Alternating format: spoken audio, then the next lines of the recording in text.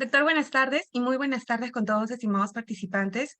Sean cordialmente bienvenidos a una sesión más en el Diplomado de Contrataciones con el Estado. El día de hoy tenemos el grato placer de contar con la presencia del doctor Adnan Abu Hatba, quien va a comentarnos acerca del tema Ejecución Contractual 1, Perfeccionamiento y Contenido del Contrato, Garantías y Modificaciones al Contrato. El doctor Adnan Abu Hatba es abogado por la Universidad de Lima con especialidad en sistemas de adquisiciones públicas y contrataciones del Estado por la misma universidad, y en el programa de especialización para ejecutivos en Derecho Administrativo por la Universidad ESAN. Estimado doctor, le cedemos el uso de la palabra para que pueda dar inicio a su ponencia, no sin antes agradecerle por estar con nosotros el día de hoy, doctor. Muchas gracias. Muchas gracias. Quería saludar a todos y darle la bienvenida al curso. Antes que nada, quería agradecer a todos por su presencia para poder escuchar hoy día algunos temas que son importantes relativos a las contrataciones públicas.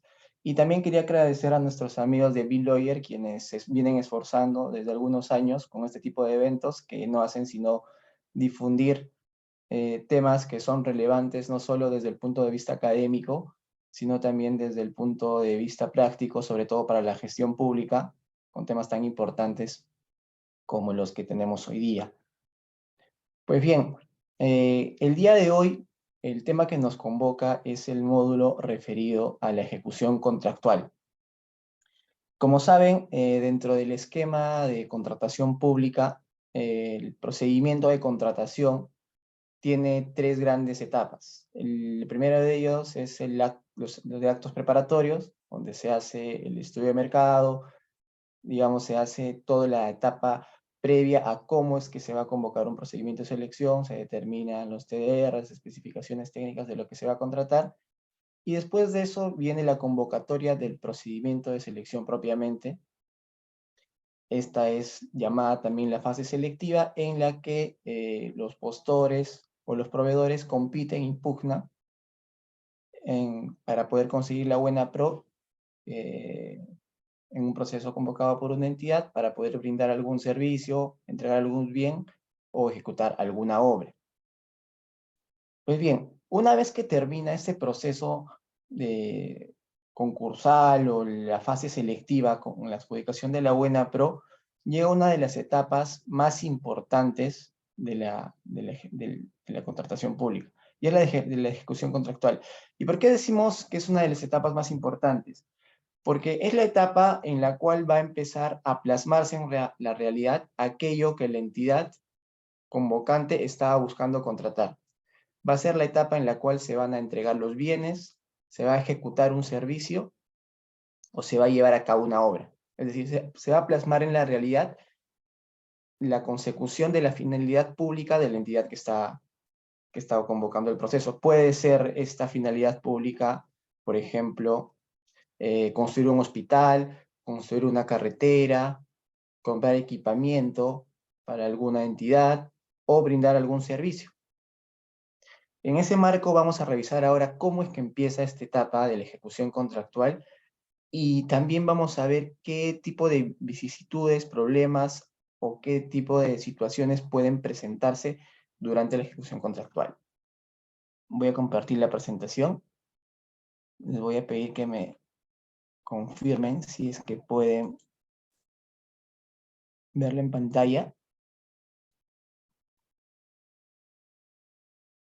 Doctor, ya estamos empezando a ver su pantalla. Ahora está cargando. Un momentito. ¿No?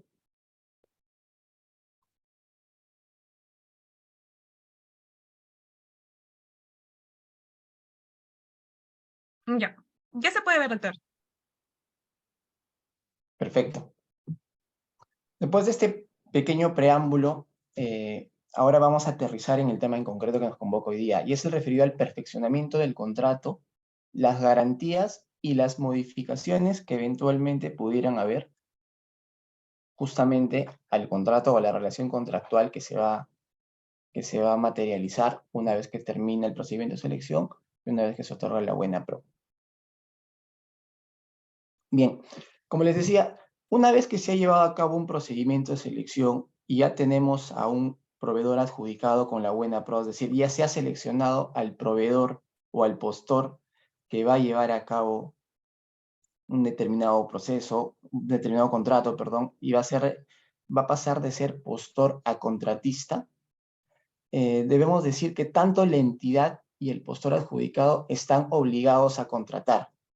Y esto es bien importante y acá hay una diferencia muy marcada respecto a lo que podríamos tener noción en la contratación privada, en la contratación civil.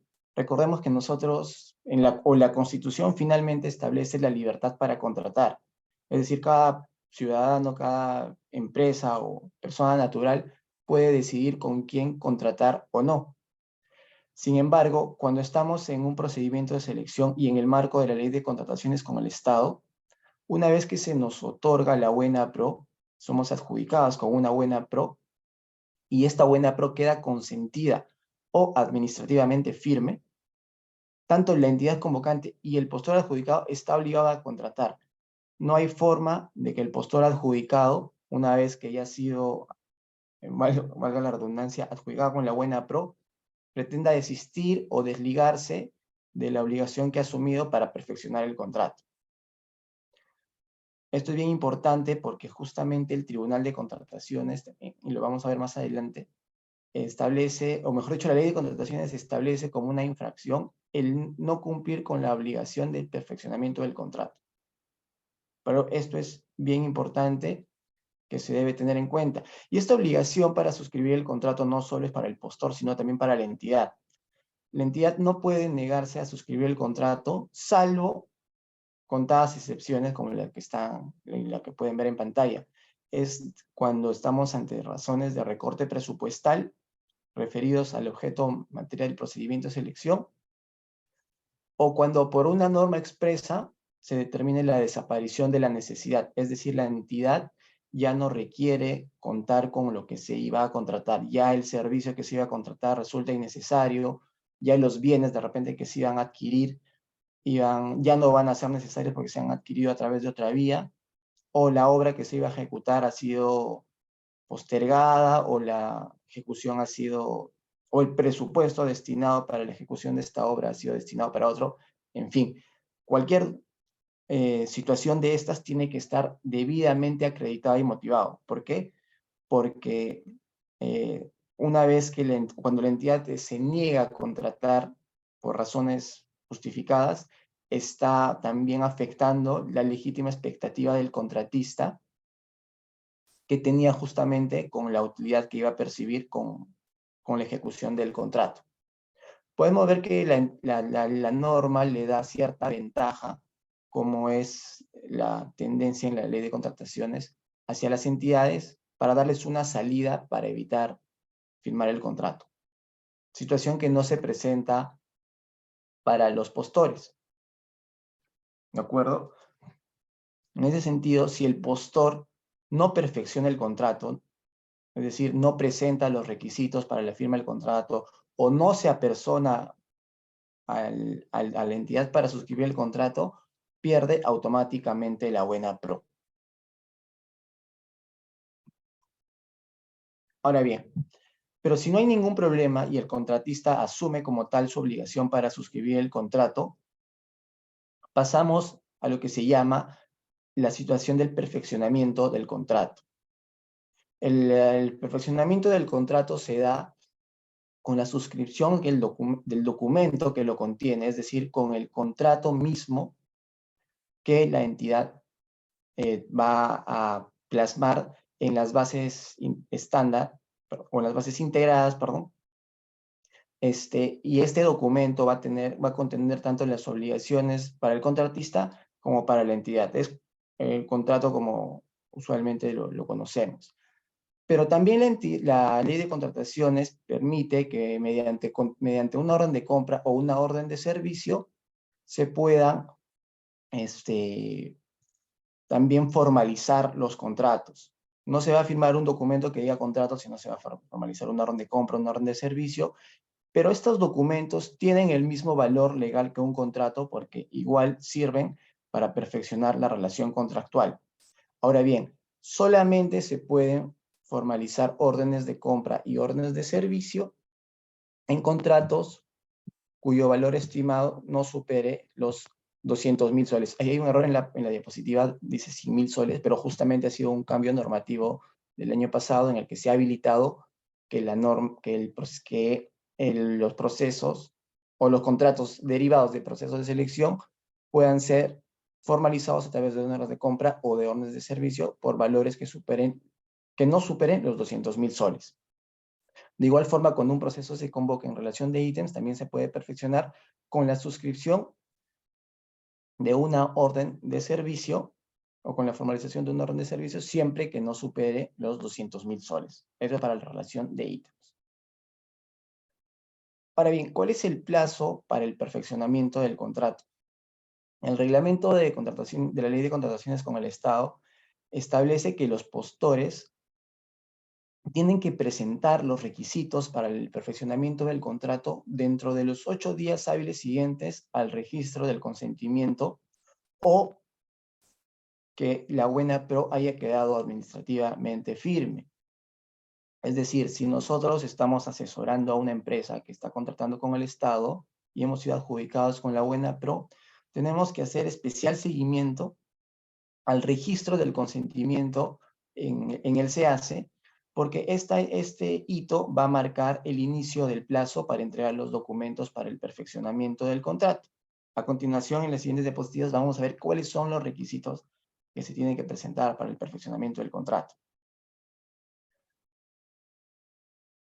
Bien, una vez que se entregan los requisitos para el perfeccionamiento del contrato, la entidad debe suscribir el contrato dentro de los 2 días hábiles siguientes. O también puede darse el supuesto que la entidad otorgue un plazo adicional para subsanar estos requisitos, pero este plazo de subsanación no puede exceder los 4 días hábiles. Una vez que se ha llevado a cabo esta subsanación, dentro de los 2 días hábiles como máximo es que se debe suscribir el contrato.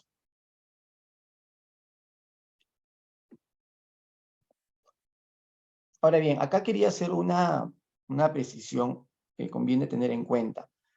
En los procesos de perfeccionamiento del contrato, o mejor dicho, cuando se va a perfeccionar un contrato, decíamos que el contratista, el postor, tiene la obligación de perfeccionar el contrato. Como para poder cumplir cabalmente esa obligación, el contratista tiene que ser lo suficientemente diligente como para poder asegurarse de que el contrato se firme dentro de los plazos establecidos en el reglamento.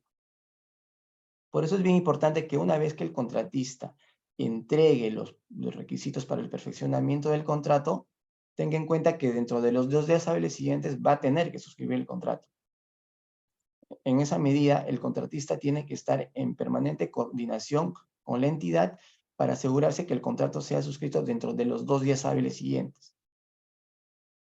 En ese sentido, si, por ejemplo, presentamos hoy día los documentos para la firma del contrato y no tenemos ninguna noticia o no tenemos ninguna comunicación de la entidad respecto a los requisitos que hemos presentado, es importante que, por ejemplo, el contratista se apersone a las instalaciones de la entidad y solicite el documento que contiene el contrato para poder suscribirlo, demostrando así diligencia en el cumplimiento de su obligación del perfeccionamiento del contrato.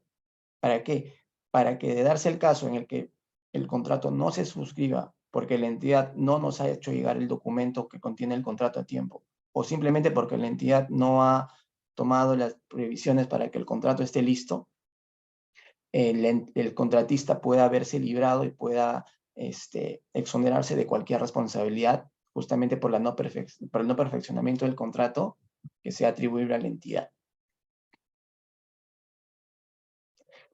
¿Y por qué decíamos? Porque si se demuestra que el contratista no perfecciona el contrato, este pierde automáticamente la buena pro.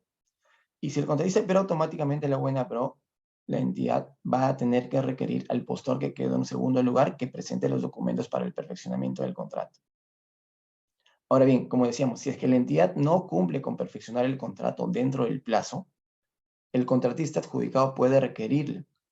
Y una vez que han pasado los 2 días hábiles para suscribir el contrato, puede otorgarle un plazo de hasta 5 días hábiles a la entidad para que cumpla con su obligación de perfeccionar el contrato. Si pese a ello la entidad no lo hace, el postor tiene la facultad de dejar sin efecto la buena pro y de esa manera se libera de la obligación de perfeccionar el contrato y ya no puede ser pasible, por ejemplo, de la infracción o de la comisión de la infracción de no cumplir con el perfeccionamiento del contrato. Y ojo, en caso la entidad no suscribe el contrato, pese al requerimiento del contratista, la entidad tiene una sanción y esta será la que no podrá convocar el mismo objeto contractual durante el mismo ejercicio presupuestal. Por eso es bien importante que de un lado como contratistas, como postores, estemos atentos al cumplimiento de los plazos para el perfeccionamiento del contrato y como entidad nos aseguremos que el contrato se suscriba dentro de los plazos establecidos en la normativa a fin de que tanto el contratista no pierda la buena pro ni la entidad, en caso no se suscriba el contrato, caiga en la sanción de no convocar el mismo objeto contractual durante el mismo ejercicio.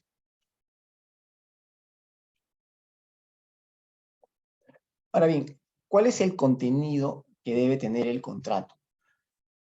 Los contratos se celebran por escrito, ¿no es cierto?, de acuerdo a la proforma que está incluida en las bases, y básicamente el contrato está conformado por el mismo documento, denominado contrato, pero también este documento recoge obligaciones y derechos de las partes.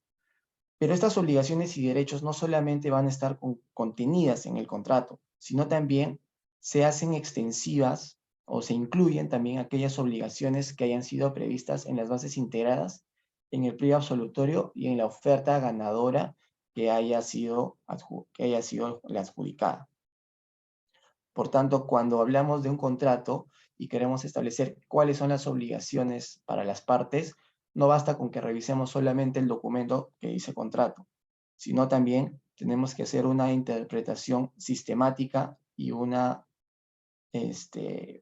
interpretación de alguna manera integradora para tener en cuenta las bases integradas, el pliego absolutorio y la oferta ganadora. Y esto va a servir tanto para analizar hasta dónde están los derechos y obligaciones previstas para las partes, tanto para la entidad como para el contratista. Ahora bien, el contrato, el documento denominado contrato, debe incluir siempre bajo responsabilidad 3 tipos de cláusulas. Estas son las garantías, vamos a revisar más adelante qué tipos de garantías y cuáles son. Una cláusula anticorrupción, que justamente ha sido añadida en los últimos años a raíz de todo el tema o todo el escándalo que se ha destapado por el escándalo de Odebrecht y por otros actos de corrupción develados en procedimientos de selección.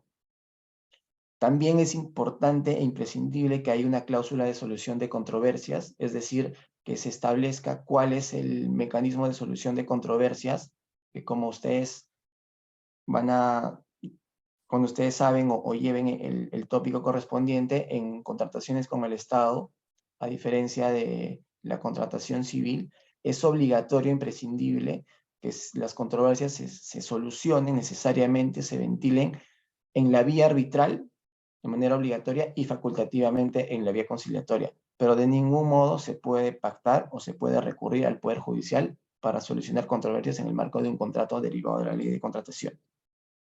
Por tanto, es necesario que en el contrato se incluya una cláusula donde conste el convenio arbitral y de preferencia este convenio arbitral tiene que tener el mayor detalle posible, previendo no solo el tipo de arbitraje, que necesariamente tiene que ser de derecho, sino también institucional, es decir, ante una institución que administre procesos arbitrales, como la Cámara de Comercio de Lima, como el Centro de Arbitraje de la Universidad Católica, o entre otros que existen en el mercado, y además establezca el número de árbitros, que parecen detalles que de repente uno diría que no son necesarios, que se puedan ver o que ya se pueden definir cuando existe una controversia como tal. Pero llegada una controversia, y esto es por la propia experiencia que nos ha enseñado que cuando nos ocurre una controversia o tengamos que recurrir a una conciliación o arbitraje para poder solucionar algún conflicto, es mejor que se haya pactado con antelación cada uno de los detalles, el número de árbitros, en qué centro arbitral y qué tipo de arbitraje va a ser, a efectos de que la solución de controversia sea de la forma más rápida y más económica también para las partes. Y adicionalmente, además de esta cláusula de solución de controversia, los contratos también tienen que contener una cláusula referida a la resolución por incumplimiento. Es decir, en caso de que una de las partes incumpla con alguna de sus obligaciones, la parte afectada podrá requerir el cumplimiento y en caso de no haber subsanación del incumplimiento, poder comunicar su decisión de resolver el contrato. Cabe señalar que la importancia de estas cláusulas es necesaria porque se sanciona inclusive bajo sanción de nulidad la omisión de estas en el contrato que no las presente justamente. Ahora bien, respecto a la cláusula anticorrupción, es importante precisar que el incumplimiento de la cláusula anticorrupción da lugar a la resolución de pleno derecho. Es decir, si la entidad advierte algún acto de corrupción efectivamente comprobado en el curso de la ejecución de un contrato, la entidad está plenamente habilitada a dar lugar a la resolución de pleno derecho. Sin embargo, es importante que esta decisión esté acorde esté debidamente acreditada, sustentada y motivada por la entidad. Ahora bien, recapitulando y habiendo revisado cuál es el contenido que tienen que tener los contratos, vamos a regresar un poco y ver cuáles son los requisitos que se tienen que tener en cuenta para el perfeccionamiento o la formalización del contrato. Es importante precisar que en las bases de los procedimientos de selección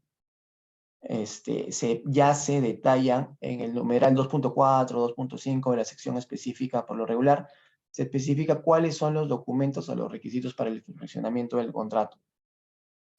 Cada entidad puede precisar, según su necesidad, según su requerimiento, qué documentos van a ser presentados para el perfeccionamiento del contrato, pero los que tienen que ser incorporados de todas maneras, y esto lo define también las bases estándar, es los referidos a las garantías, es decir, qué tipo de garantías se van a tener que presentar para el perfeccionamiento del contrato en respaldo justamente de las obligaciones del contratista. Y también se va a tener que establecer la necesidad o no de presentar el contrato de consorcio. Como ustedes saben, el consorcio es un contrato asociativo en el que una persona natural, una persona jurídica o ambas se consorcian, valga la redundancia, y conjugan esfuerzos para que de manera conjunta poder llevar a cabo un proceso, ejecutar un servicio o ejecutar una obra o presentarse en un procedimiento de selección. No se forma una persona jurídica como tal, sino se juntan dos empresas que conforman este consorcio sin generar una nueva persona jurídica y que de manera conjunta van a llevar a cabo un proceso de selección. En estos supuestos, en los de consorcio, normalmente cuando se presenta la oferta, se presenta una promesa formal de consorcio, es decir, las dos empresas que se están juntando consorciadas, pues presentan una promesa en la que en la que declaran que si son adjudicadas con la buena pro, van a consorciarse y formalizar ese consorcio en un contrato de consorcio. Contrato que justamente tendría que ser presentado en la etapa del perfeccionamiento del contrato. Y en este contrato de consorcio se va a establecer las obligaciones que tienen las partes dentro de este contrato de consorcio, el porcentaje de participación que tienen, así como también se va a determinar quién es el representante legal común del consorcio y entre otros datos importantes como por ejemplo el domicilio contractual o el domicilio del consorcio. Adicionalmente, también es importante e imprescindible que se presente en el perfeccionamiento del contrato el código de cuenta interbancaria, es decir, la cuenta a través de la cual la entidad va a registrar los pagos a favor del contratista que va a ejecutar el contrato, que va a prestar el servicio. Adicionalmente a ello, en casos el adjudicado, el postor adjudicado, sea una persona jurídica, se tendrá que presentar también la vigencia del poder del representante que va a suscribir el contrato en representación de la entidad. Estos documentos se presentan, estos requisitos del perfeccionamiento del contrato, se presentan dentro de los 8 días hábiles siguientes al registro del consentimiento de la UENAPRO.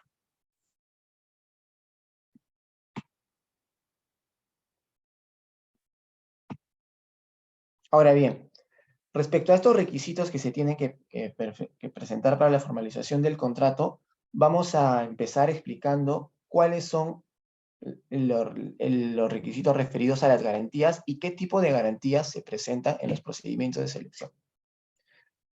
Como saben, las garantías son elementos, o es una institución, por concepto general, entendemos que las garantías son documentos que se presentan en respaldo de una obligación que se va a ejecutar a futuro.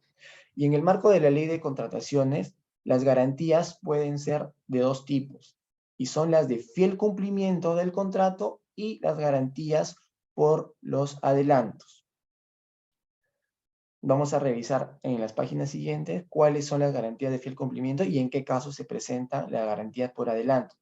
Sin embargo, el documento que se presenta como garantía tiene que ser un documento que establezca una obligación incondicional, solidaria, irrevocable y de realización automática en el país a solo requerimiento de la respectiva entidad, es decir, de la entidad contratante.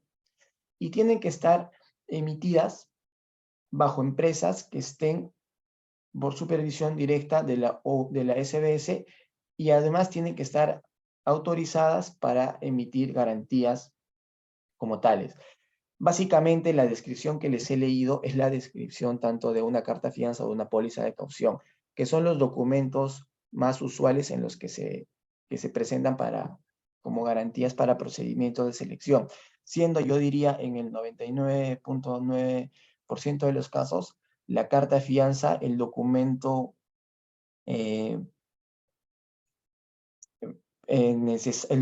digamos, que se presenta en la mayoría de casos como garantía, ¿no? Porque justamente es una garantía, la carta fianza es un documento de valor que representa una obligación incondicional, solidaria, irrevocable y de realización automática. Y es importante que esta carta fianza sea emitida por un banco o una entidad bancaria, puede ser también alguna otra entidad del sistema financiero autorizada por la SBS, pero siempre tiene que estar autorizada para emitir garantías. Adicionalmente, también se pueden presentar pólizas de caución, pero no son muchos los casos en los que se presentan, y las cartas fianzas, al ser un documento digamos, de mayor facilidad comercial o de fácil obtención para las empresas a través de los bancos o de cualquier otro organismo del sistema financiero, es el documento más idóneo y común presentado como garantía, tanto de fiel cumplimiento como por adelanto. Ahora bien, ¿qué es la garantía de fiel cumplimiento y a qué nos referimos con la garantía de fiel cumplimiento? Es, valga la redundancia, un requisito indispensable para perfeccionar el contrato, como les decía, salvo en excepciones establecidas en el artículo 152 del reglamento. ¿Y cuál es el monto establecido para la carta de fianza o la garantía de fiel cumplimiento? La garantía de fiel cumplimiento tiene que ser equivalente al 10% del monto del contrato original. Es decir, si voy a firmar un contrato por 100.000 soles, tengo que presentar una carta fianza o una garantía de fiel cumplimiento por un valor no menor a 10.000 soles. Y de esta manera, la entidad va a tener un respaldo de que en caso de incumplimiento va a poder usar este mecanismo de cobertura para poder protegerse justamente. Ahora, esta carta fianza o esta garantía de fiel cumplimiento tiene que mantenerse vigente hasta la conformidad de la recepción de la prestación a cargo del contratista en el caso de los bienes y servicios en general, o hasta el consentimiento de la liquidación final en el caso de la ejecución y consultoría de obras.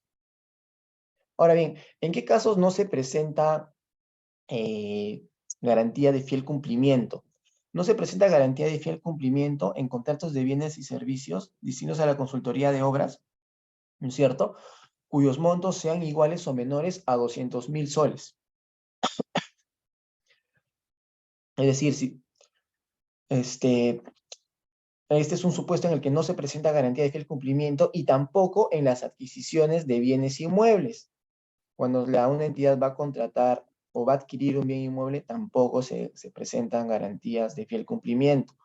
Tampoco se presentan garantías de fiel cumplimiento cuando se va a suscribir un contrato por un arrendamiento de un bien mueble o de un bien inmueble. ¿Por qué? Porque los contratos de arrendamiento per se, como ustedes seguramente muchos saben, cuando han alquilado una casa o como arrendatores o como arrendatarios, en los contratos de arrendamiento usualmente ya contienen una garantía, que es justamente de vuelta al finalizar el contrato o que se usa para cubrir aquellos daños que hayan sido o que el inmueble de objeto de arrendamiento haya sufrido. En esa medida ya no se presenta en contratos de arrendamiento, en el marco de la ley de contrataciones con el Estado, garantías de fiel cumplimiento. Y los contratos de arrendamiento para las entidades son bien usuales. Cuando las entidades, por ejemplo, van a arrendar o suelen arrendar muchos inmuebles para sus oficinas centralizadas en provincia, o no necesariamente las sedes que nosotros conocemos de las entidades son inmuebles propios, muchas veces son arrendados. Entonces, justamente en esos contratos de arrendamiento no se presentan garantías de fiel cumplimiento.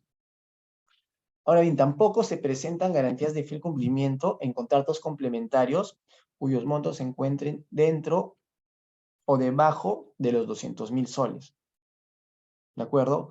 Es decir, si hay contratos complementarios por montos menores a 200.000 soles, tampoco se presentan garantías de fiel cumplimiento.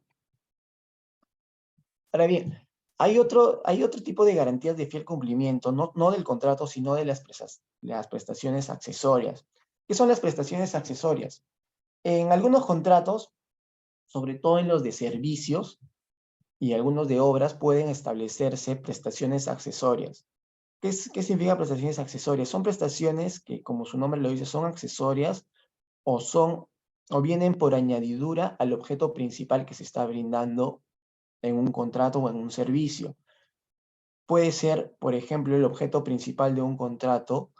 Imaginemos la instalación del sistema de aire acondicionado en una entidad, ¿no es cierto? Ese es el objeto principal del contrato, pero puede tener una prestación accesoria, que es la del mantenimiento periódico de dichos equipos que van a brindar aire acondicionado porque la naturaleza misma de los equipos requiere un mantenimiento periódico para que pueda garantizarse su funcionamiento. Y estas prestaciones de mantenimiento son tan necesarias para el funcionamiento del equipo que tienen una cuantificación que no es menor y por tanto pueden catalogarse como una prestación accesoria. Es decir, no marcan tanto el objeto principal del contrato, pero sí son necesarios para el funcionamiento mismo de lo que se está contratando. Entonces, para garantizar justamente esas prestaciones que resultan accesorias a lo que se está entregando como objeto principal, debe presentarse una garantía. Pero para ello es bien importante que las bases del contrato establezcan con claridad cuál es el objeto principal del contrato y cuáles son las prestaciones accesorias. Y cada una de estas prestaciones accesorias tiene que estar debidamente cuantificadas con un valor estimado específico y con un valor específico en el contrato cuando se suscriba. De esa manera se va a poder determinar el monto que se va a tener que, el monto por el que va a tener que presentarse esta garantía de fiel cumplimiento, que como ahí lo indica la diapositiva, es por un monto equivalente al 10% del valor de las prestaciones accesorias. Ahí tenemos ya una regla que tenemos que tener en cuenta para cualquier tipo de garantía que se presenta en procedimientos de selección por ser el tipo de garantía de fiel cumplimiento. Tanto la garantía de fiel cumplimiento del contrato es el 10% del monto contractual y la garantía de fiel cumplimiento por las prestaciones accesorias es equivalente al 10% sobre la base del valor de las prestaciones accesorias. Es importante que también esta garantía de fiel cumplimiento tenga una vigencia hasta el cumplimiento de las prestaciones accesorias que son justamente objeto de garantía. Bien, otro tipo de garantías que se suelen presentar son las garantías por adelantos. ¿Qué son los adelantos? Los adelantos son, como su nombre lo dice, aquellos montos que las entidades entregan a los contratistas justamente al inicio del contrato como un adelanto para poder capitalizar o financiar el inicio de las prestaciones o el inicio de las actividades que son objeto del contrato, que pueden ser tanto para materiales o para una prestación misma de servicio. Bien, estos tipos de adelantos directos pueden ser tanto en bienes, y en el caso de bienes no pueden exceder del monto del 30% del contrato original, y en el caso directo de obras, no pueden exceder del 10% del monto del contrato original. Ahora bien, para adelantos para insumos y materiales de obras no pueden exceder en conjunto, sumados ambos conceptos, tanto insumos como materiales de obras, un conjunto, un monto total, perdón, del 20% del monto del contrato original.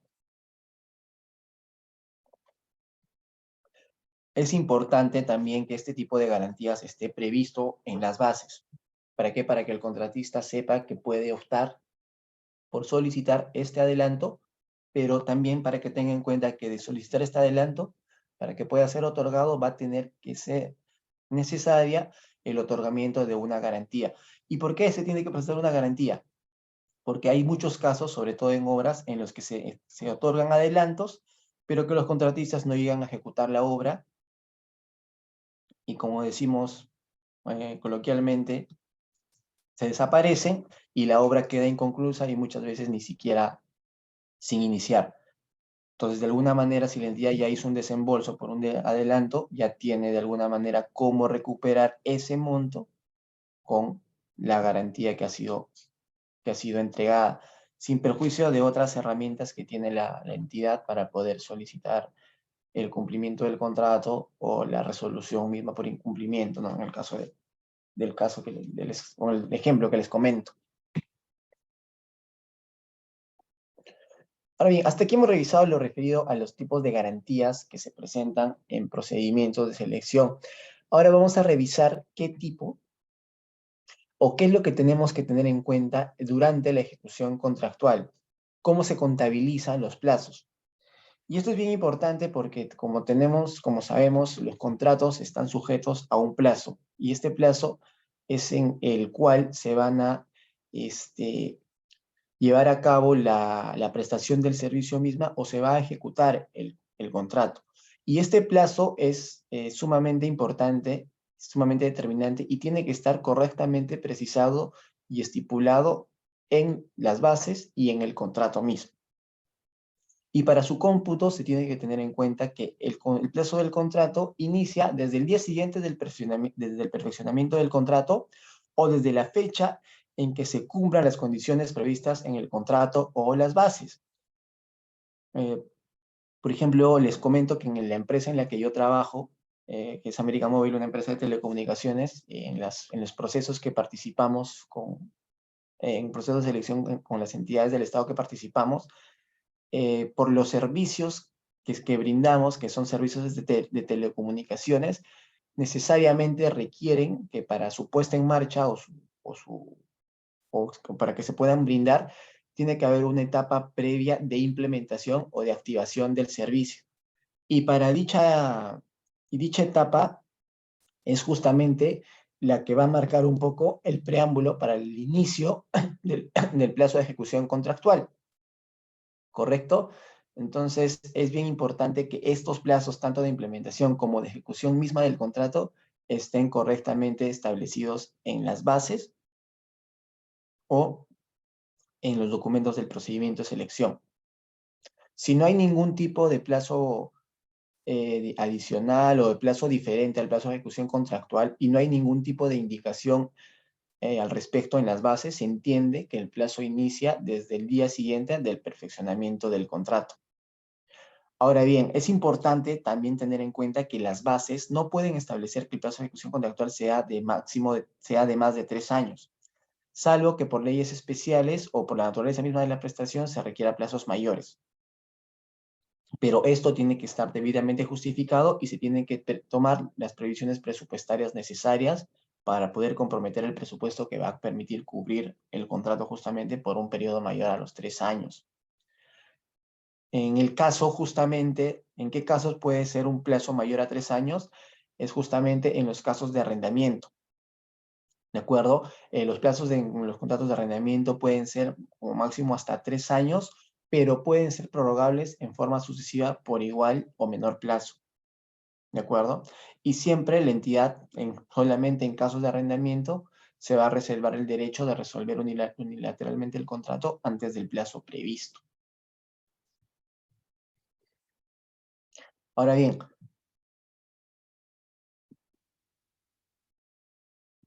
¿en qué casos se puede dar la suspensión del plazo contractual? Lo usual, lo normal, es que la ejecución del contrato se lleve a cabo sin ningún problema, que los plazos se ejecuten y las prestaciones se ejecuten sin ningún problema. Sin embargo, cabe la posibilidad de que por algunas situaciones no atribuibles a ninguna de las partes, se pueda determinar la suspensión del plazo contractual. Y a través de esta suspensión se tiene que materializar siempre por escrito, ¿no es cierto?, en el que las partes dejan expresa constancia de esto y deciden acordar la suspensión del plazo hasta la culminación del evento justamente que impide ejecutar el contrato. Por ejemplo, ahora que estamos viendo varios temas en el norte de lluvias o de huaicos, ¿no es cierto?, estos eventos que son no atribuibles justamente a las partes porque son por un caso fortuito, ¿no es cierto?, hechos de la naturaleza, pueden estar impidiendo que algunos contratos, sobre todo obras, se puedan estar llevando a cabo. Entonces, este es un supuesto en el cual ahora la normativa permite que tanto el contratista como la entidad se pongan de acuerdo y digan, ok, hay esta situación que no es imputable a ninguno de nosotros, pero que nos está impidiendo ejecutar las prestaciones objeto del contrato. Entonces, dejamos constancia que en tanto se superen estos problemas o el mal tiempo, se levanten las paralizaciones por los huaicos o pase el temporal de lluvias que impide justamente llevar a cabo las obras, se va a suspender el plazo de implementación, el plazo de ejecución del contrato hasta que se den por superados estos hechos que justamente nos impiden ejecutar el contrato. Ahora bien, una vez que se reinicia o que se superan estas situaciones, va a corresponder que la entidad comunique al contratista la modificación de las fechas de ejecución, respetando siempre los plazos de ejecución contractual. Todo esto que les estoy comentando ahora es algo que ha sido incorporado en los últimos años en la legislación, en el reglamento de la ley de contrataciones con el Estado. Anteriormente no había un supuesto como este y había que recurrir a la ampliación de plazo, que es una figura a través de la cual en determinados supuestos se permite que el plazo de un contrato pueda ser ampliado excepcionalmente, siempre y cuando el contratista pueda acreditar que la suspensión o paralización del contrato no ha sido por causas atribuibles a él o ha sido por causas de terceros o por una causa propia de la entidad.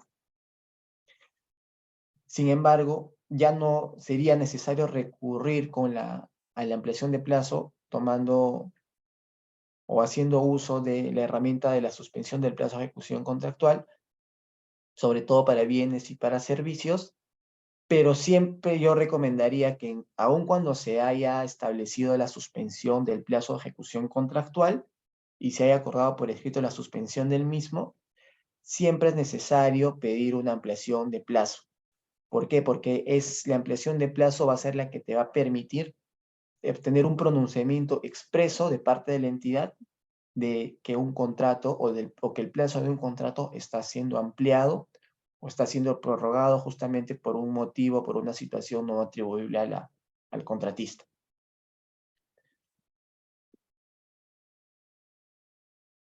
Bien. Ahora bien, otro detalle que es súper importante al momento de tener en cuenta qué es lo que se tiene de la ejecución del contrato es cómo es que se computan los plazos. En ejecución contractual, los plazos siempre se computan en días calendario, salvo que las partes, perdón, dicho, el reglamento indique lo contrario y se aplica supletoriamente lo dispuesto en el artículo 183 y en el artículo 184 del Código Civil. Acá podemos hacer un paralelo con lo que se establece en la etapa de procedimiento de selección. Tanto en procedimiento de selección, incluso hasta el perfeccionamiento del contrato, los plazos se computan en días hábiles. Acuérdense, los plazos para las elevaciones son en 3 días hábiles. Los plazos para el consentimiento de la buena pro son 5 días hábiles para adjudicaciones simplificadas y 8 días hábiles para concursos públicos. El plazo para la entrega de requisitos para el perfeccionamiento del contrato es 8 días hábiles, 8 hábiles hasta el perfeccionamiento del contrato, pero una vez que se suscribe el contrato y empezamos ya la ejecución contractual, los plazos se computan en días calendario. De manera tal que cualquier referencia en el reglamento en la etapa de ejecución contractual, después de suscrito el contrato, tiene que entenderse que el cómputo es en días calendario, salvo que el reglamento expresamente lo indique, aplicándose supletoriamente, como les decía, lo dispuesto en el artículo 183 y 184 del Código Civil. Ahora bien, les decía que los contratos pueden ejecutarse sin ningún problema, que sería lo idóneo, lo recomendable y lo esperado, es decir, que el contratista preste el servicio, entregue los bienes o ejecute la obra sin ningún problema. Lamentablemente ese no es el escenario común. Los contratos a veces suelen, y muchas veces, mejor dicho, suelen ser modificados en siguientes supuestos ante determinadas circunstancias que se presentan tanto por situaciones imprevisibles de parte de la entidad o por situaciones que son ajenas a la entidad, ajenas al contratista o que escapan simplemente al control de las partes. Y los 4 grandes supuestos en los que justamente se llevan a cabo modificaciones contractuales pueden resumirse en los siguientes. Son los referidos a las prestaciones adicionales, la reducción de prestaciones, las ampliaciones de plazo y otro que es una suerte de cajón desastre, que es otros supuestos contemplados en la ley y en el reglamento. Ahora bien, hay que tener en cuenta que si bien el reglamento establece que estas modificaciones no deben afectar el equilibrio económico-financiero del contrato, es decir, que debe haber una razonable proporción entre las prestaciones del contratista y las obligaciones que requiere la entidad, siempre se tiene que tener en cuenta que en caso se rompa este equilibrio económico-financiero, la parte beneficiada debe compensar económicamente a la parte perjudicada para restablecerlo, en atención justamente al principio de al principio de equidad. Lamentablemente, esto no es algo que siempre se cumpla, pero es una situación que los contratistas tienen que tener en cuenta al momento de presentarse en un procedimiento de selección y ejecutar un contrato, y es algo que las entidades también tienen que tratar o es una prerrogativa que las entidades tienen que ejercer con la mayor prudencia posible, justamente para evitar afectar el equilibrio económico-financiero del contrato, pero también salvaguardando el interés público, que persigue finalmente a toda contratación o a todo procedimiento de selección. Vamos a empezar a revisar el primer supuesto de modificación de los contratos.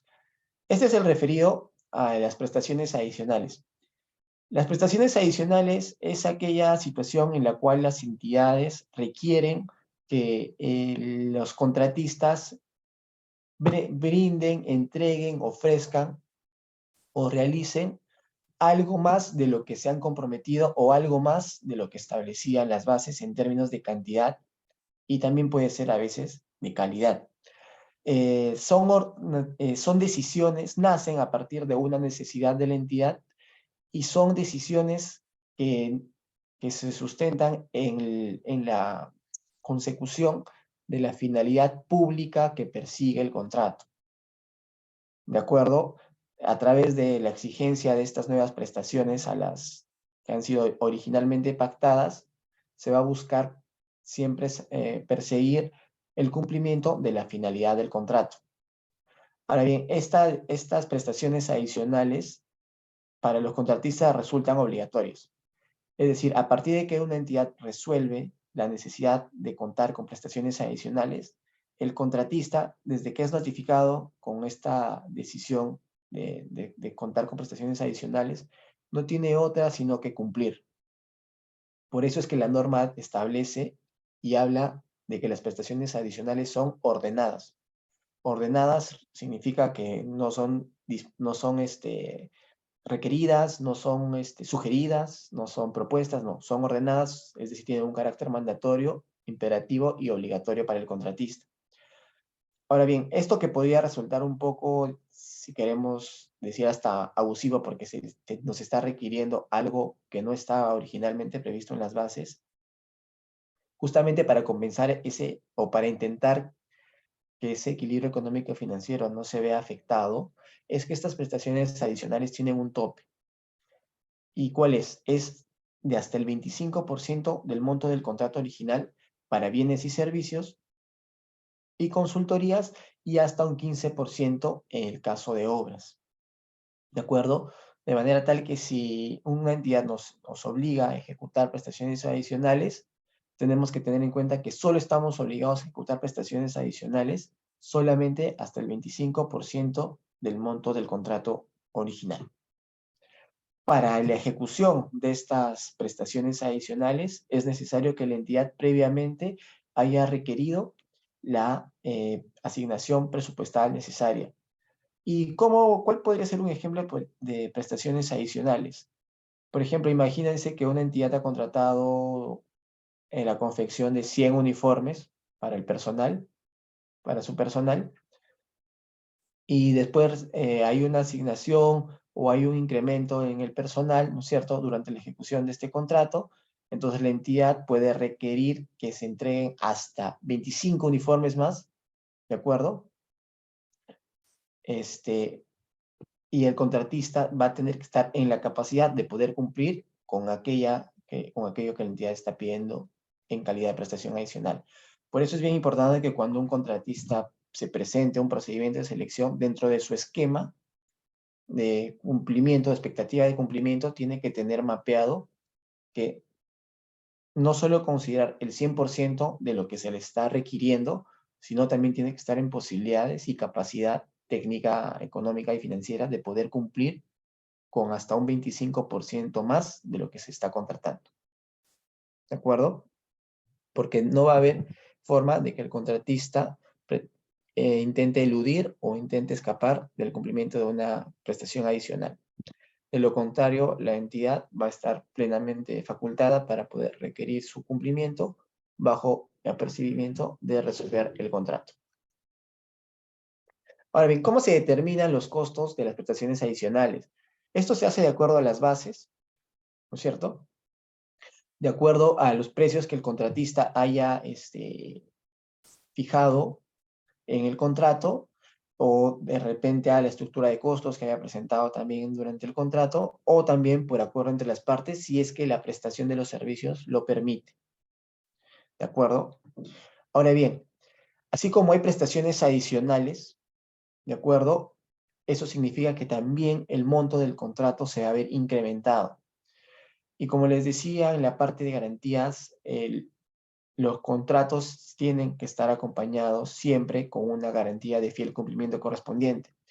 Y cuando hay prestaciones adicionales, también tiene que haber una garantía de fiel cumplimiento que la respalde.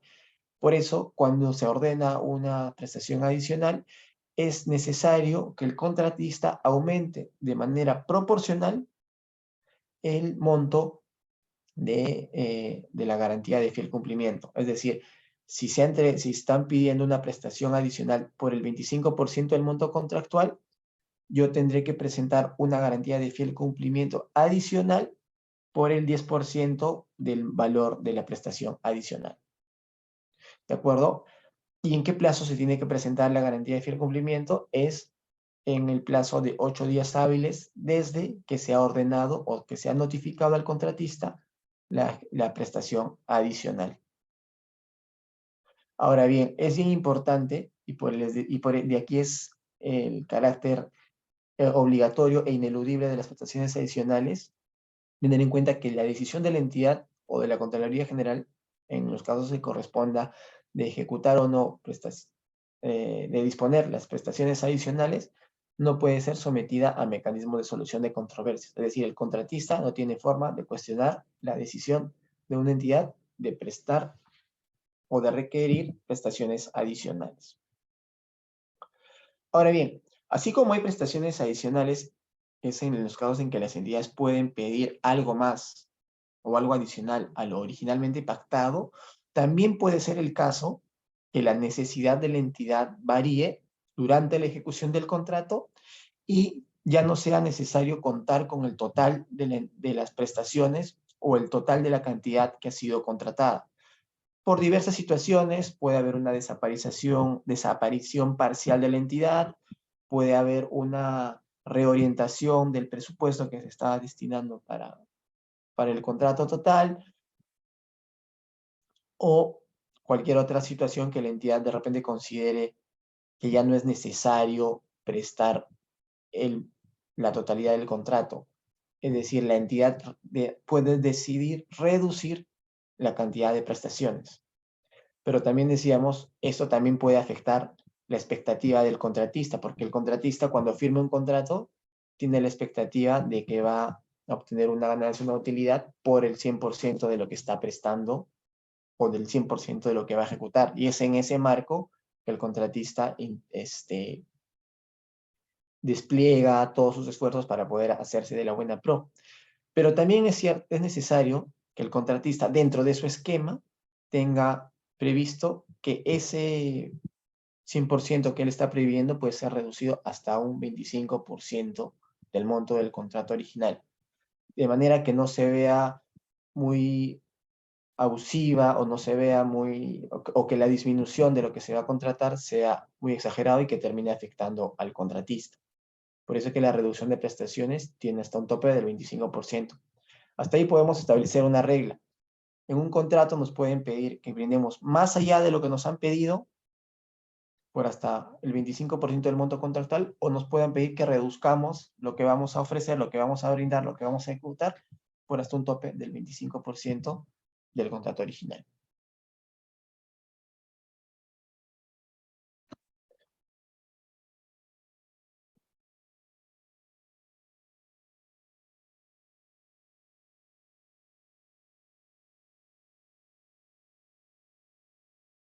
Bien, ahora siguiendo con estos tipos o con estos supuestos de modificación de los contratos, vamos a pasar a lo que les comentaba cuando les hablaba de la suspensión de plazo. Es lo referido a las ampliaciones de plazo. Las ampliaciones de plazo son situaciones en las cuales los contratos se ven modificados y extendidos, vale la redundancia, el plazo de ejecución por diversas situaciones, atrasos o paralizaciones que no son imputables al contratista.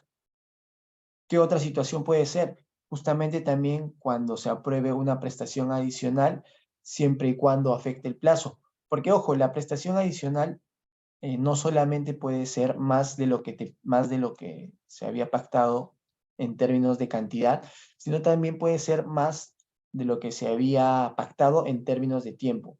Es decir, a través de la ampliación de plazo se puede hacer también una suerte de prórroga de lo que se va a contratar o del servicio que se está brindando. Pero esta prórroga, como les comentaba, no va a poder ser mayor al 25% del monto del contrato.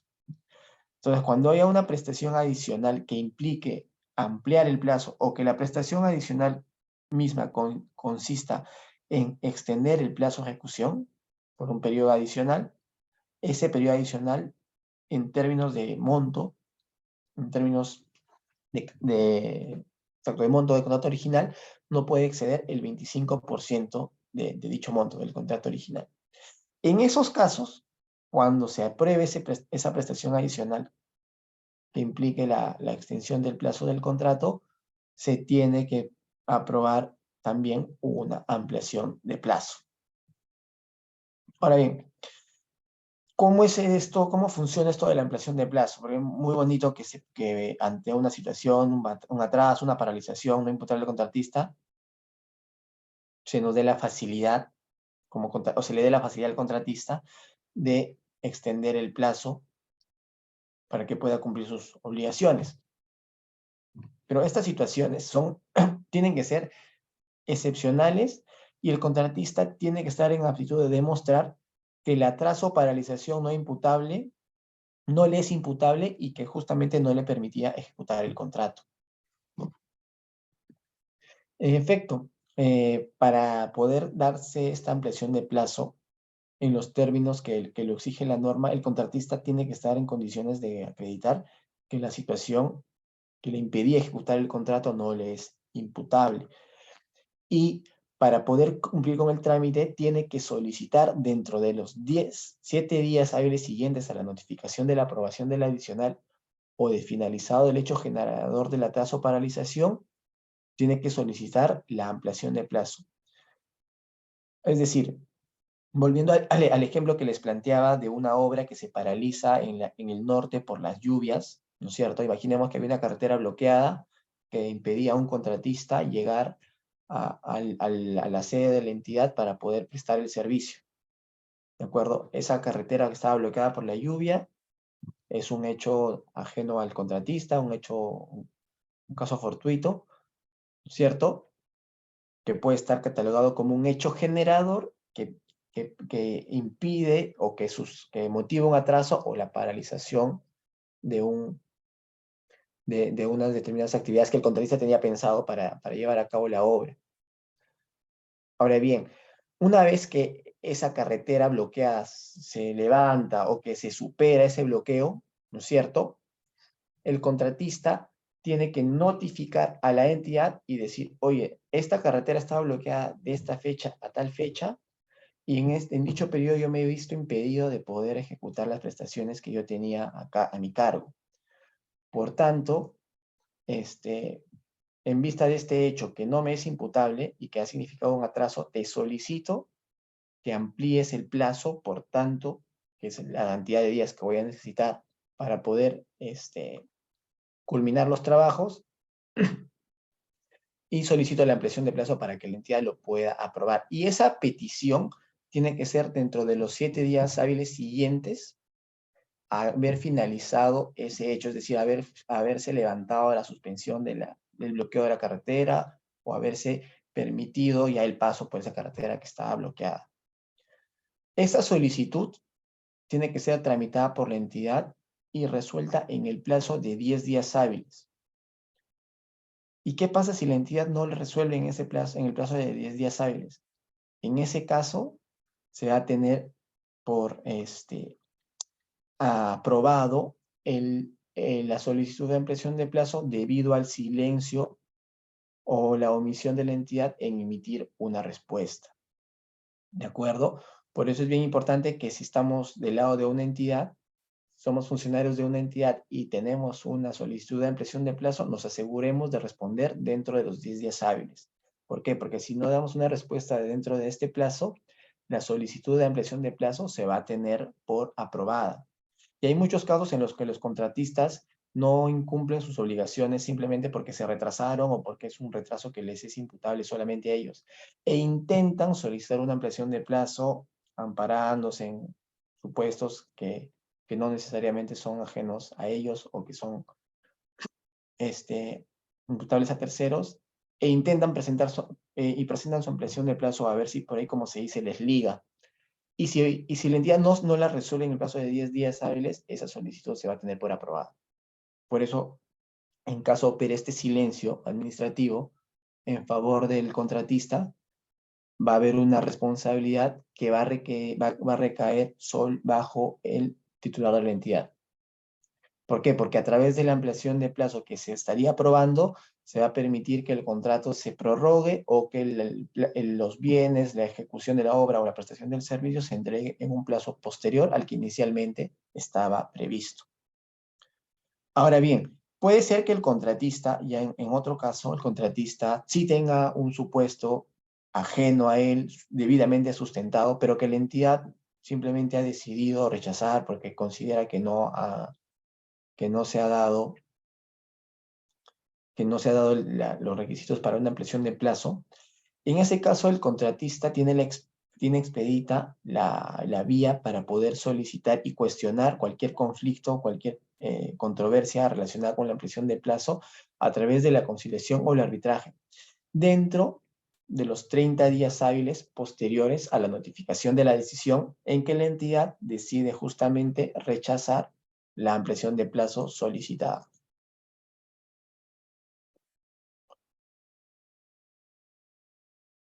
A ver, ahí creo que había unas preguntas.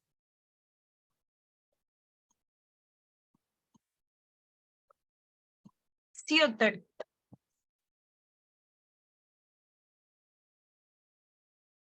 Víctor, en realidad tenemos varias preguntas. No sé si desea que lo apoye con la lectura o usted también lo podría ir leyendo y seleccionando las que dan acorde, ¿no? Sí, Al tema que estamos. a ver, si me permites, voy leyendo, sí creo que voy Sí, leyendo las... claro que sí, doctor, no hay problema.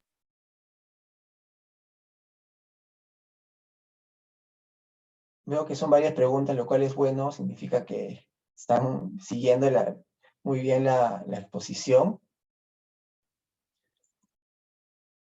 Por ejemplo, había una pregunta, Guillermo Pinto, que decía que si el ganador la buena pro no cumple con ingresar los bienes conforme a las especificaciones técnicas, ¿qué procedimiento se sigue? Bueno, ahí estamos hablando de un tema que puede ser una vicisitud justamente en la ejecución del contrato. Si un contratista no entrega bienes que no son acordes a lo requerido en las bases, a los términos de referencia o las especificaciones técnicas, es importante que la entidad haga las observaciones correspondientes y traslade las observaciones al contratista para que las subsane y en todo caso, si no son subsanadas dentro del plazo otorgado, ya optar por un procedimiento resolutorio e imputar el incumplimiento, ¿no es cierto? Solicitar el cumplimiento de la entrega de los bienes bajo lo establecido en las bases o las especificaciones técnicas bajo percibimiento de resolver el contrato, ¿no? Porque estaríamos ante un incumplimiento contractual, claramente.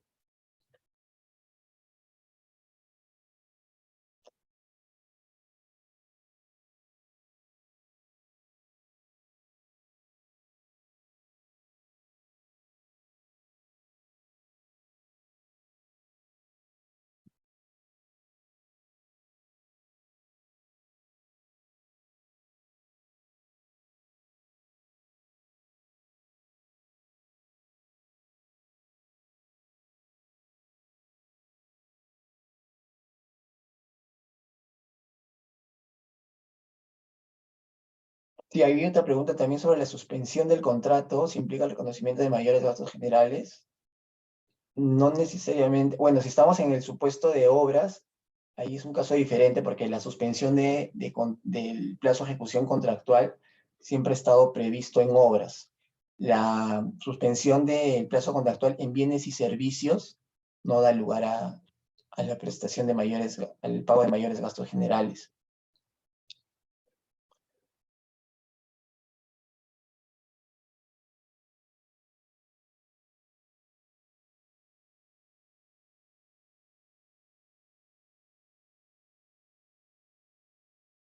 Las prestaciones adicionales pueden ser ordenadas no necesariamente en una sola oportunidad, sino en varias, siempre y cuando el total de prestaciones adicionales que se soliciten durante un contrato no supere el monto del 25% del monto del contrato original.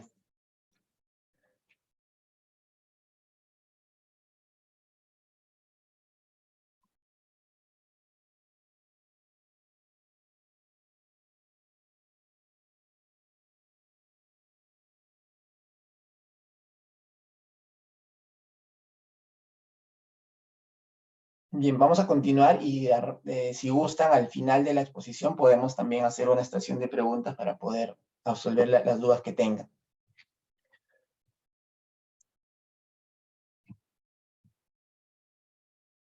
Bien, hasta ahí terminamos con lo referido a la ampliación de plazo. Ahora vamos a tocar lo referido a las modificaciones de los contratos, pero lo que vamos a denominar como modificaciones convencionales a los contratos, es decir, modificaciones que no son por orden de la entidad, en el caso de adicionales y reducciones, o modificaciones que no corresponden a hechos ajenos a las partes, como pueden ser las derivadas de una ampliación de plazo. ¿De acuerdo? Hay otras modificaciones que pueden salir a partir del acuerdo entre las partes, ¿no es cierto? Y siempre es importante que estas modificaciones, otras modificaciones convencionales al contrato, sean las que deriven de hechos sobrevinientes al perfeccionamiento del contrato y que no sean imputables a alguna de las partes. Por ejemplo, puede ser, ¿qué significa que deriven de hechos sobrevinientes al perfeccionamiento del contrato? Por ejemplo, puede ser una situación que durante la ejecución del contrato cambien los elementos que permitían o que suponían la elaboración de los TDRs o que sirvieron de sustento para la determinación del objeto de contratación. ¿De acuerdo? Puede ser, por ejemplo, que la entidad estaba solicitando para la contratación de unos bienes determinados equipos que, digamos, llegada la ejecución contractual, ¿no es cierto? Estos equipos o las características de estos equipos que estaba solicitando la entidad ya no son fabricados o han sido catalogados como equipos obsoletos y el contratista le ofrece a la entidad entregarles equipos de mejor calidad. ¿De acuerdo? En ese supuesto, las partes pueden ponerse de acuerdo, sustentar que por esta declaratoria de obsolescencia de estos equipos que habían sido originalmente previstos en las bases, el contratista puede entregar equipos nuevos o mejores a la entidad para que puedan satisfacer la misma necesidad que está requiriendo la entidad. Y a través de esto se pueda satisfacer justamente la finalidad del contrato de manera oportuna y eficiente. Es bien importante también que estas modificaciones convencionales al contrato no cambien los elementos determinantes del objeto de contratación, es decir, no es que se entregue otro tipo de bien o se vaya a ejecutar otro tipo de servicio al que inicialmente se había pactado, ¿no es cierto? Y si hay una modificación que implique la variación del precio, esta modificación tiene que ser necesariamente aprobada por el titular de la entidad. ¿De acuerdo? Y para que se lleven a cabo estas modificaciones convencionales al contrato, tiene que haber necesariamente un informe técnico legal de la entidad que así lo establezca, que así lo avale, y es decir, que se determine que efectivamente hay un supuesto sobreviniente a la ejecución del contrato, al perfeccionamiento del contrato, perdón, no es imputable a ninguna de las partes y que va a permitir alcanzar la finalidad del contrato. ¿De acuerdo? Es también necesario que haya la opinión favorable del supervisor para el caso de obras y también es necesario, aunque es un requisito más procedimental que de validez, que toda modificación convencional al contrato esté plasmada en una adenda. Como saben, los contratos se modifican o pueden incluir modificaciones a través de las adendas. Estas adendas que contienen la modificación del contrato tienen que estar registradas en el SEACE. Ahora, si esta modificación convencional al contrato implica la variación del precio, ¿de acuerdo? Tiene que haber un informe del área respectiva con la certificación presupuestal correspondiente. Es decir, se tiene que incrementar el monto del contrato a través de la variación del precio, que no es lo mismo que un adicional, ¿de acuerdo? Es un supuesto diferente.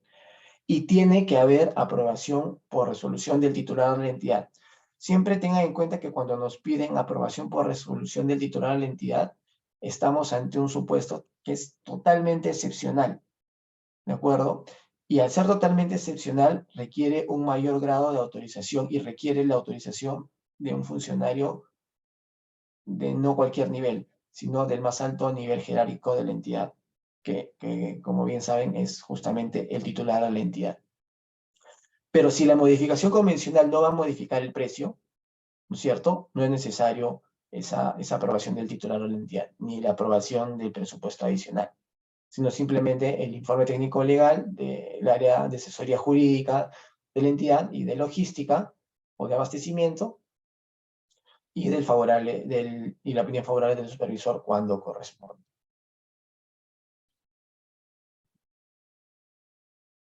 Ahora bien, puede ser también que adicionalmente a los supuestos de modificación señalados, el contratista pueda ofrecer de mutuo propio a la entidad bienes o servicios con iguales o mejores características, siempre y cuando tales bienes o servicios satisfagan a la necesidad de la entidad.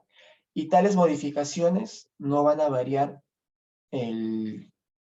las condiciones que motivaron la selección del contratista y tampoco van a implicar la modificación del precio del contrato. ¿De acuerdo? ¿En qué supuesto se puede dar? Se da básicamente en la entrega de bienes, cuando el contratista puede, de manera oficiosa, puede decir a la entidad, oye entidad, tú me has pedido estos equipos que te los puedo dar, pero adicionalmente, ¿qué tal si te doy estos que son mejores, son más sofisticados, sin ningún costo, me van a costar igual y te van a servir a ti para poder obtener un mejor equipo para la finalidad que estás buscando? En ese sentido, o en ese escenario, esta es una herramienta o un mecanismo a través del cual la norma está buscando o incentivando que los contratistas traten de ofrecer hasta el último momento los mejores bienes o los mejores equipos a las entidades, o los mejores servicios inclusive, para que puedan obtener el mejor equipo posible al menor costo posible, ¿no es cierto? Se busca una mayor eficiencia en las compras públicas y lo que va también de la mano con el principio de vigencia tecnológica, ¿no es cierto? Que a través de la cual se busca que las entidades puedan hacerse de bienes, servicios u obras que sean acorde a los avances tecnológicos y que no resulten desfasados o que puedan ser eventualmente obsoletos en el corto tiempo. Ahora bien, otro supuesto en el cual pueden haber modificaciones también de los contratos es el referido a la cesión de posición contractual. Como saben, la cesión de posición contractual es el supuesto en el cual una de las partes de un contrato es reemplazada por otra persona natural o por otra persona jurídica. Y la ley de contrataciones ha previsto que las cesiones de posición contractual pueden darse y pueden justamente sustentar la modificación del contrato.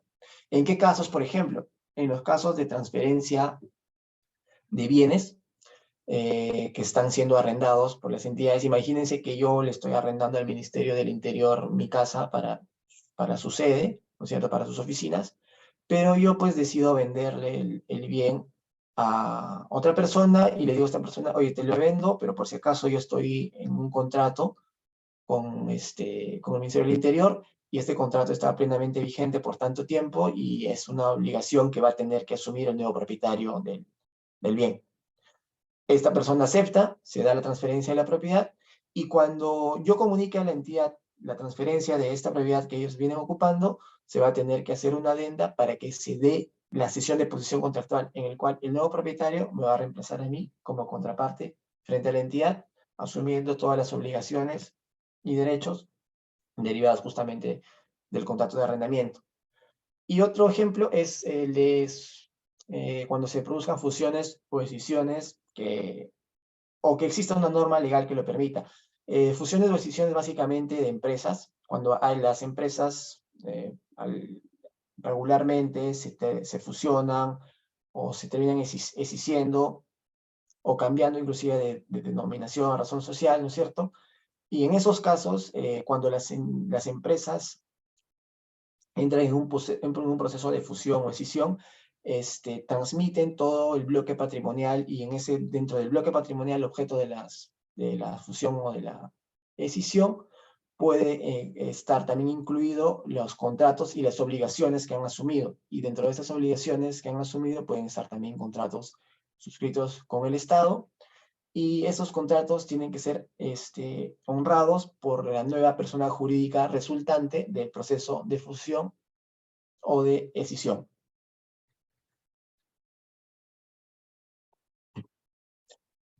Bien, hasta ahí ha sido la exposición referida al perfeccionamiento del contrato, las garantías y las modificaciones de los contratos. Si tienen alguna duda adicional o cualquier consulta que quieran hacer, estoy a disposición de ustedes para lo que guste.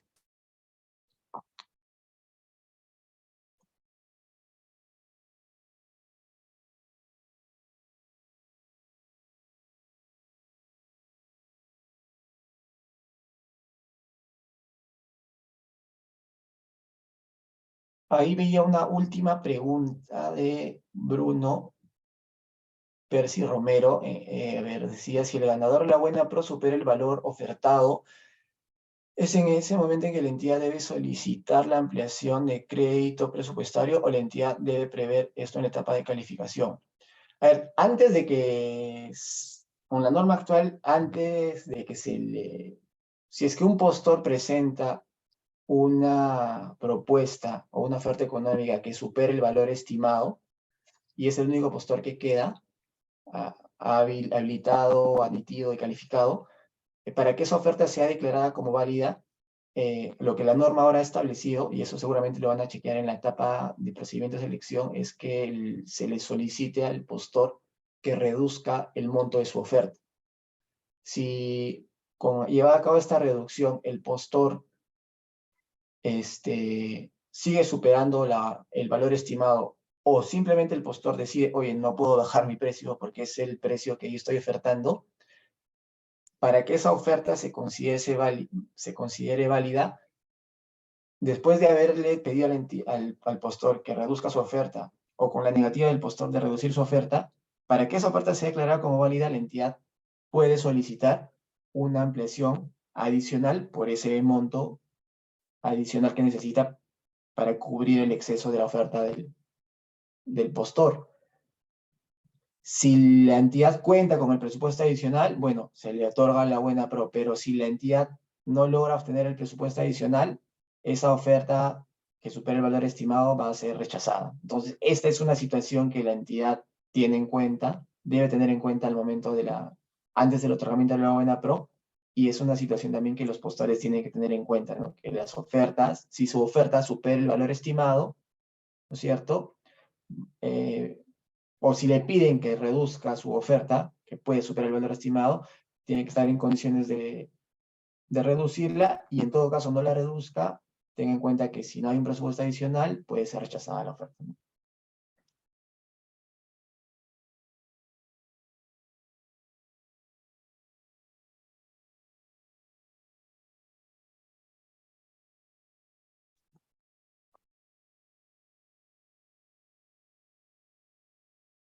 La modificación es exclusivamente a través de una adenda, no necesariamente es lo idóneo, es lo correcto, lo legalmente correcto, diríamos, porque todo contrato, para que dejar constancia de su modificación, tiene que estar plasmada en una adenda, pero no necesariamente no necesariamente es obligatorio en los términos de la ley de contrataciones, porque, por ejemplo, para las prestaciones adicionales son obligatorias solamente con la notificación de la prestación adicional. No es necesario que se plasme en una adenda. Lo usual es que posteriormente se plasme en una adenda, pero no es el requisito indispensable de validez la inclusión a través de una adenda.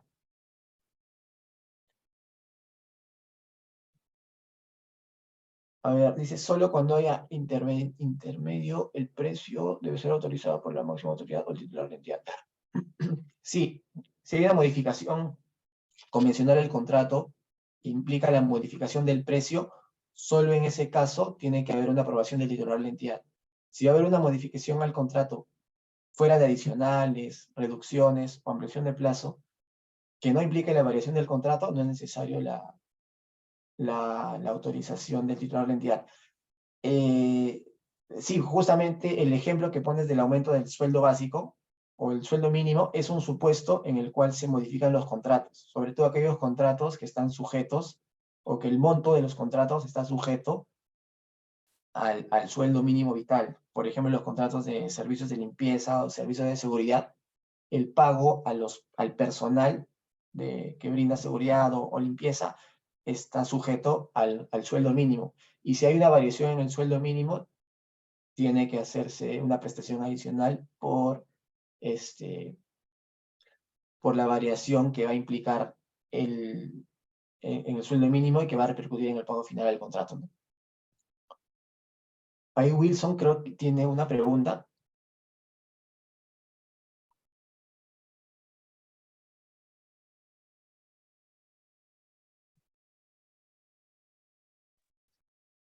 Doctor, disculpe, Sí, lo procederé a habilitar para que pueda prender su micrófono. Doctor, buenas noches. hola, buenas noches, ¿qué tal?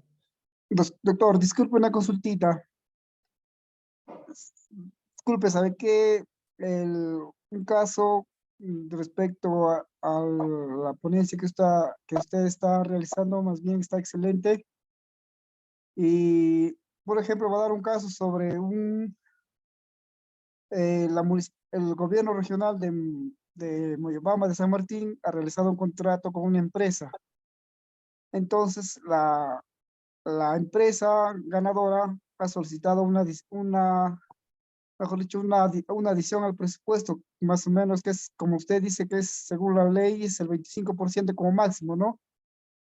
Pero la región solamente lo ha aprobado el 7% del 25% que solicita, ¿no? Entonces, la empresa ganadora siempre está solicitando que se le desembolse el resto para que ella pueda realizar la ejecución del contrato. En este caso, ¿qué solución se puede dar a esta controversia, doctor? Muchas gracias.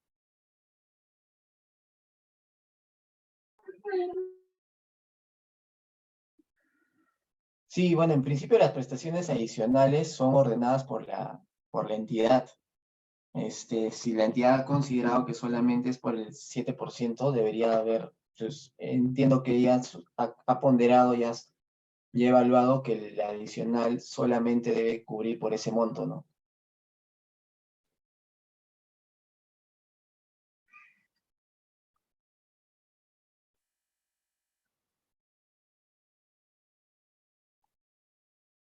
Pero doctor, disculpe, en ese caso, pero la empresa ganadora no quiere realizar el contrato. La empresa ganadora quiere que se le desembolse el resto para que cubra el 25%. Ahí no sé si la entidad lo que está pidiendo la empresa es una suerte de adelanto o una suerte de No, doctor, sino de que es ampliación de adicional, mejor dicho, un adicional, porque es referente a un estudio de preinversión de 8 hospitales de mejoramiento, ¿no? Pero entonces han hecho contratos para un nivel, para hospitales de nivel uno, ¿cómo es? Un nivel uno creo es, pero la población no quiere un nivel 2 uno 4 ya me acordé, uno 4 pero la población quiere 2 1. Entonces ahí se incrementa, dice un estudio sísmico, algo así, más o menos, realizan el equipo técnico, ¿no? Entonces la empresa ganadora dice, no, me tiene que realizar el desembolso hasta que cubre el 25%, pero por otra parte la entidad, el gobierno regional de Moyobamba dice que no, que no se puede dar. Y en este caso, doctor, ¿qué solución podemos dar en este aspecto? ¿Cómo se soluciona o qué camino seguir, qué alternativa o cómo fundamental o alguna solución? Por favor, ya, doctor, gracias, muy amable, es todo, gracias.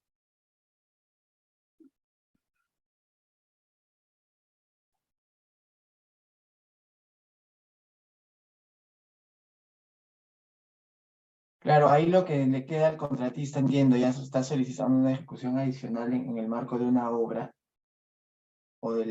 tendría que iniciar el procedimiento de solución de controversias, porque finalmente tanto la entidad y el contratista no se están poniendo de acuerdo en la aprobación del monto adicional que se va a requerir para la elaboración del expediente técnico. Entonces el contratista no tendría otra que iniciar el mecanismo de solución de controversias para poder intentar ahí, a través de un arbitraje, la aprobación o no del adicional.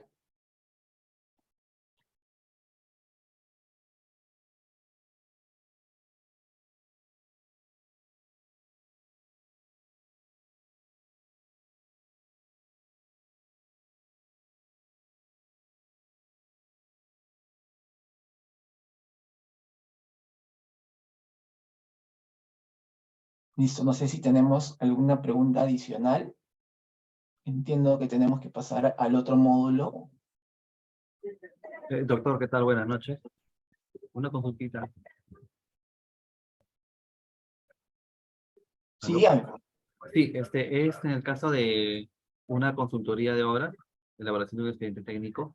Resulta que durante la ejecución contractual se aplicaron penalidades al consultor bajo relacionado a otras penalidades, ¿no? Que no son por mora.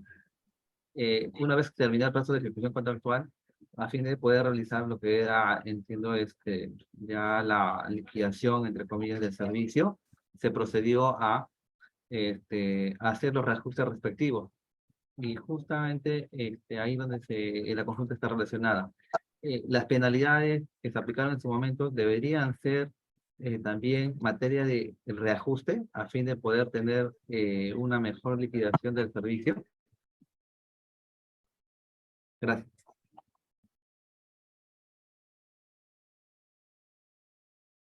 Sí, eso justamente, el tema de penalidades, lo vamos a ver en el siguiente módulo, pero sí es algo que se tendría que considerar al momento de hacer la liquidación final.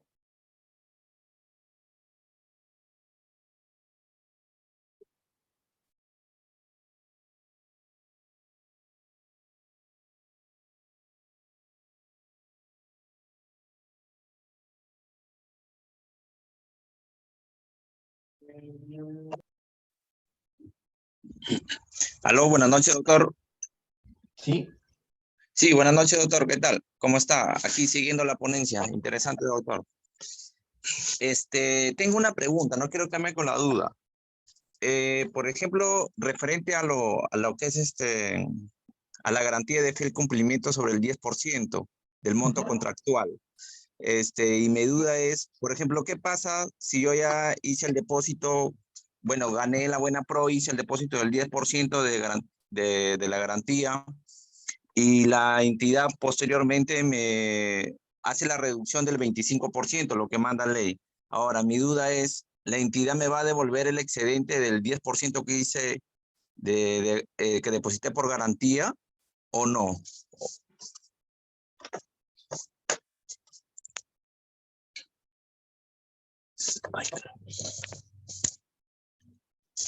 o sea, cuando hay una reducción, la duda es si usted tiene, si es que hay una reducción, me van a devolver la garantía.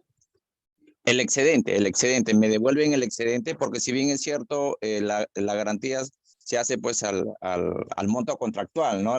Al primigenio que se ha hecho, el monto contractual. Pero si posterior hace la reducción hasta el 25%, la entidad, entiendo, mi duda es, ¿me tiene que devolver el excedente de esa reducción a la garantía o no?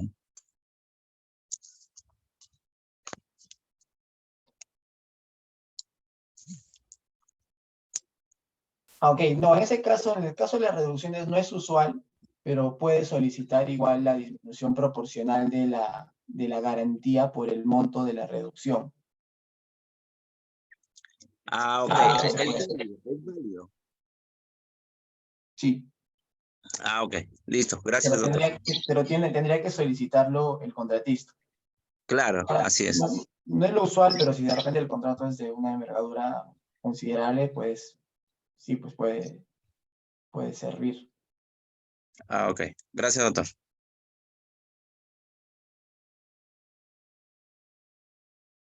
Doctor, buenas noches.